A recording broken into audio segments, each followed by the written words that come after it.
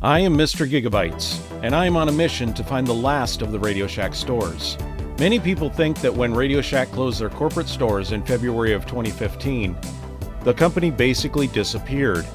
What people don't know is that there were actually two different types of stores, corporate and franchise. The corporate stores were the ones most people are familiar with, in large cities and malls.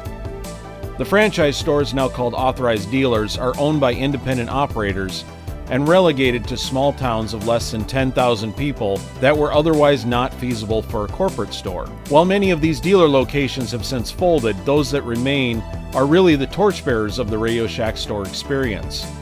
By one estimate, there are over 400 independent Radio Shack authorized dealers still in operation across the country. 69 of those dealers are places like Hobbytown. They contain something called a Radio Shack Express, which contains a selection of Radio Shack product to sell in store. As anyone in electronics repair will tell you, having a local parts dealer can make or break a project. As there is a Hobbytown only a mile away from my shop, I'm going down to talk to the owner about his store and the Radio Shack Express inside it.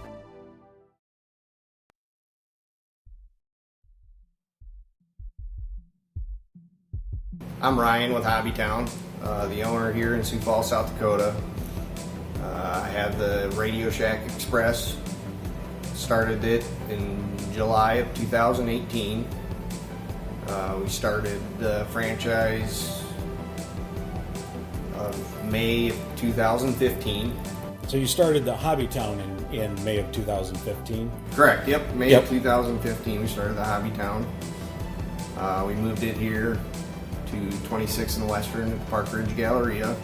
Didn't have Radio Shack right away, but the Radio Shack approached us as a whole Hobbytown and offered to bring their product into our stores, and we have 69 locations with the Hobbytown Express in the stores out of 108 of us, so pretty good percentage out there where you can find your Radio Shack equipment. Radio Shack has a lot of component stuff, the switches, resistors, fuses, some soldering, a lot of soldering stuff, got a little bit of radio stuff, LEDs, connectors.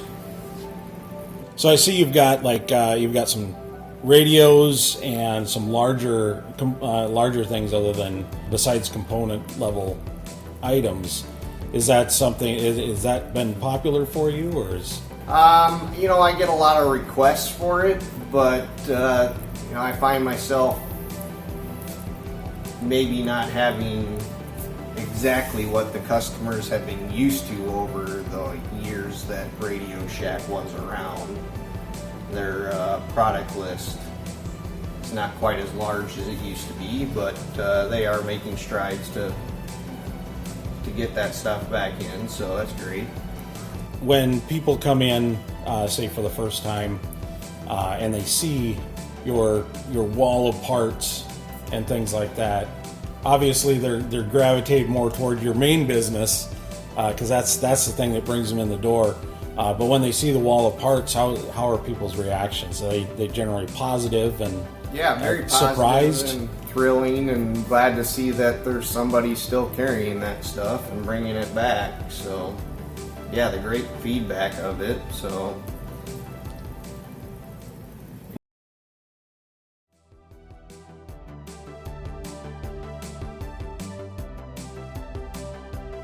once upon a time, we had 3 Radio Shacks in Sioux Falls. One on Western Avenue, one in the Empire Mall, and one on East 10th Street. This was the East 10th Street location. While this is the original building, it has been remodeled, and a Nest Tax has been here since this Radio Shack location moved further east to Arrowhead Parkway, which is now a GameStop, a few years before the corporate stores closed. I worked in that building at Radio Shack after high school for nearly 2 years. I sold Tandy and AST computers, early cell phones, and more batteries than I can count. I even had a Radio Shack charge card and was a member of the Battery a Month Club.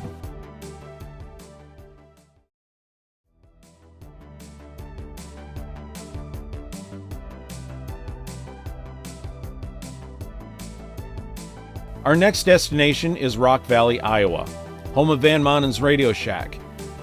This is their largest of 3 stores and Van Manen's corporate headquarters. So, my name is Corey Van Manen, and I'm one of the owners of the Radio Shack store here in Rock Valley, Iowa. My dad started our store in 1962, basically selling GE appliances, GE televisions, and then Zenith televisions, stereos, and then also small home appliances. And then in 1977, we became a Radio Shack dealer, and here in Rock Valley. Then in 1987, we began a Radio Shack store in Sheldon, Iowa. And in 1992, we started a Radio Shack store in Orange City, Iowa. And so we've been at this location in Rock Valley, 1225 Valley Drive. We've been here about 16 years. We spent many years downtown in smaller buildings, and so we moved out here. So we're currently selling. We're a Radio Shack dealer. We sell televisions. We sell appliances, GE appliances, and Speed Queen laundry. We have a computer department where we do computers for businesses and homes. We have a photo department that does photo printing as well as a studio. And so that's kind of our, we've been a family-owned business. Right now my brother and I own it, and then I have another brother that actually works in our computer department. So diversification has kind of been your key to success, really. When we started out as TV and appliance, basically, and then we were doing some consumer electronics that we would buy from a variety of different distributors, but you had a variety of brands, and so we started looking at Radio Shack, which would offer us a unified brand of a whole variety of electronics. And so initially when we started, I think we had maybe a 20 by 20 foot area in our store set aside for Radio Shack. And over the years that grew, and in fact, when Radio Shack introduced their first computer in 1978, my brother Galen went into computers, and we actually developed our computer business based on starting with the Radio Shack, TRS-80s, and so forth. So yeah, basically we've kind of had to expand a little bit because we're in a small town of about 3,200, and so you have to do a variety of things to help everybody out. How much comes from Radio Shack, and how much is other? So I would say that's sort of changed over the years. So initially, of course, pretty much everything was other stuff. But then as Radio Shack, the Radio Shack brand grew, and we did a lot of Radio Shack computers. It was probably 80% of our revenue was from Radio Shack product. Well, then in 2015, Radio Shack, the legacy company, went into bankruptcy, which at that point for a short period of time, we lost availability of any Radio Shack product. And of course we had to look to other distributors to fill those needs.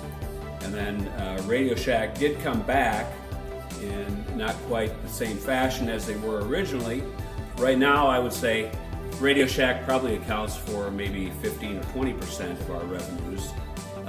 And part of that is availability of product. Right now is very difficult for Radio Shack. I think a lot of the products come from overseas. And so, and then plus the bankruptcy affected their business model as well. So yeah, we've had to source some of our products from other distributors when Radio Shack has been out of product. So what has been the biggest challenge in keeping Radio Shack items in stock? It sounds like you kind of alluded to that. Right. Yeah, it's and part of that has, before Radio Shack went into bankruptcy, a huge part of their business was wireless cell phone. They were sold cell phones, and of course that market changed because pretty soon the phones were no longer free. You had to buy the phone, and of course the cell phone companies, since almost everybody had a cell phone, they weren't paying big commissions to get new customers because they didn't have to, and which affected Radio Shack revenue. Yeah, as a Radio Shack dealer, with the availability has been kind of a challenge because we've had to go to other distributors, which then we kind of get back to the point where I've got the items, but it's a variety of different brands. So you lose a little bit of the unified brand model. Yeah, in a lot of cases you don't have any choice because it's just, currently the Radio Shack company they've got product available, but it's a limited amount at this point. The Radio Shack brand, it's interesting because a lot of people think Radio Shack's gone, and they think Radio Shack's been gone since the initial bankruptcy. And so and most of the corporate stores, which are in the large metropolitan areas, are closed, but there's still a fair number of dealers that are still Radio Shack dealers, which is what we are. And we believe that there's a definite value to the Radio Shack brand. I have people come in every week. It's like, oh, I can't believe there's a Radio Shack still here. And in fact, this past Saturday I was working in my Orange City store, and I had a couple come in, and he was from North Carolina. He says, like, I'm walking down memory lane here. He says, when I was a kid, I would go to Radio Shack. I'd buy fuses. I'd buy resistors. He said I would buy all kinds of these electronic things, and he says we don't have them around. And he said this is just incredible that I can walk through here. It's like reliving my youth. If you were in charge of Radio Shack today, how would you run the show? If I was running Radio Shack right now, I would concentrate on providing the essentials that Radio Shack is known for. I think some of the times Radio Shack got into trouble is they went into areas that they were not known for, and just were not able to do a good job selling certain products. And I think it's important for most companies to find what their core competency is, and then to do that to the best of your ability. So if I was running Radio Shack, I would make sure I have the Radio Shack stuff that people are normally looking for, and make sure I'm able to provide that kind of product.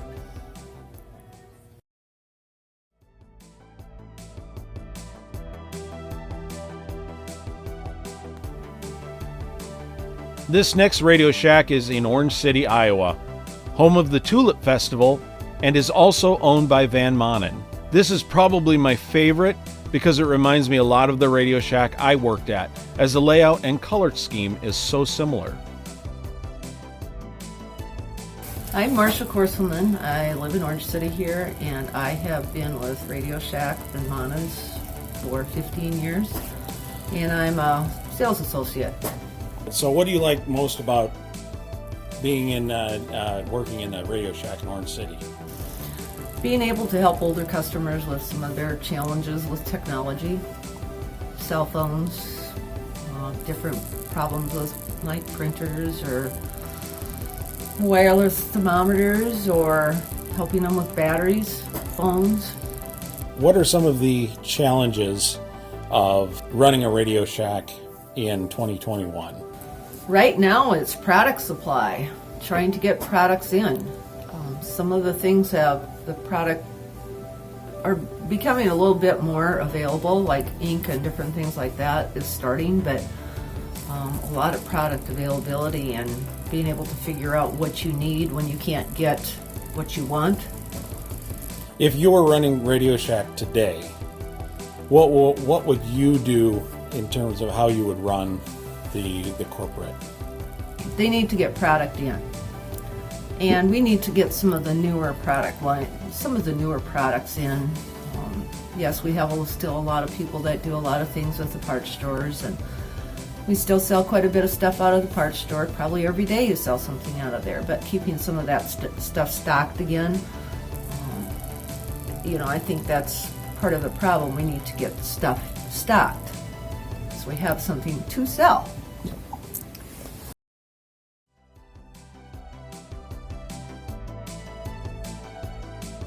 Our final stop on our tour is Sheldon, Iowa. This is the third location owned by Van Manen, and, like their other locations, is very much like taking a step back in time. My name is Vicki Cooley. I've worked here for 25 years for Van Manen's, So what do you like best about working in Radio Shack in Shelton, Iowa? I enjoy the small town. I enjoy helping customers, whether it's young or old, doing a wide variety of categories, from phones to batteries. What have been some of the challenges you've had in the store, running the store?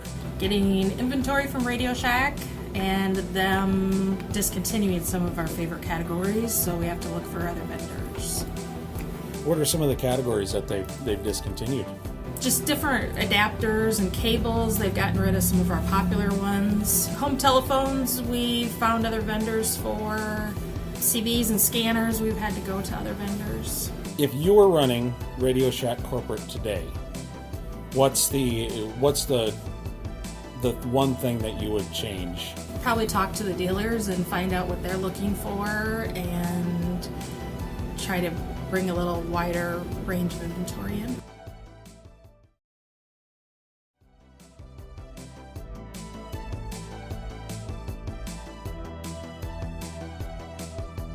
The single most common challenge I heard about being a Radio Shack dealer in the 2020s is support from the supply chain.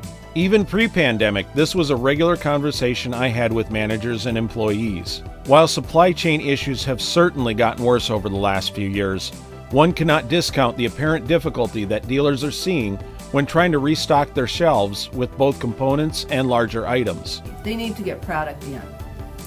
And we need to get some of the newer products in.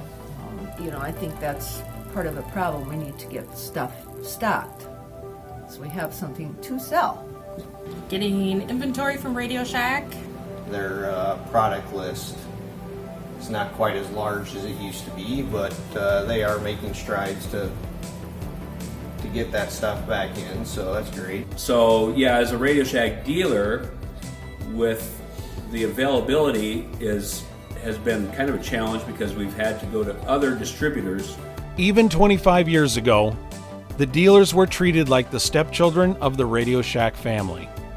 While they are not the creation of Radio Shack itself, the reality is that the parent company made a commitment to these dealers that seems to me not to be entirely fulfilled. Certainly, one can understand that restocking brick and mortar stores is a complicated and not overly profitable venture. However, with these stores being the representatives of Radio Shack on the ground, I think that Radio Shack is missing several opportunities in this department to capitalize on their nostalgia by not giving these stores the love and support they truly deserve.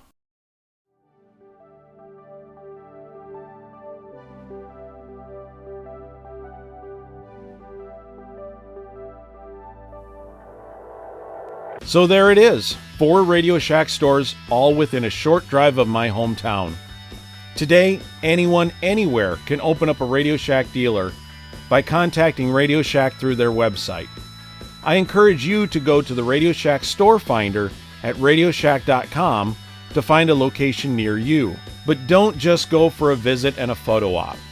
Go there and buy something, and keep coming back to buy something. 2021 marks the 100th anniversary of Radio Shack's founding, and these authorized dealers are the gatekeepers of the true Radio Shack experience. If Radio Shack is to continue into its second century, it is enthusiasts like you and I shopping at dealers like these that will ultimately determine that.